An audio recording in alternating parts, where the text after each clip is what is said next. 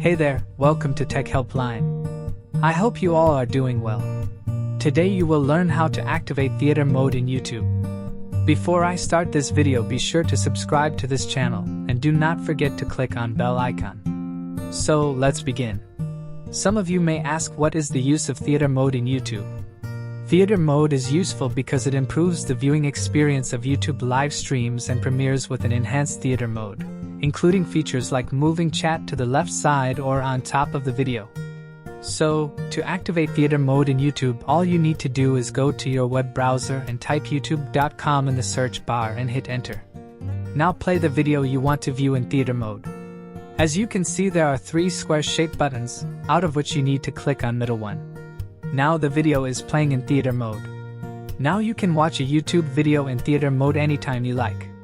I hope you guys like this video. I will see you in the next one. Thank you guys for watching this video, and make sure to subscribe this channel and don't forget to hit the bell icon.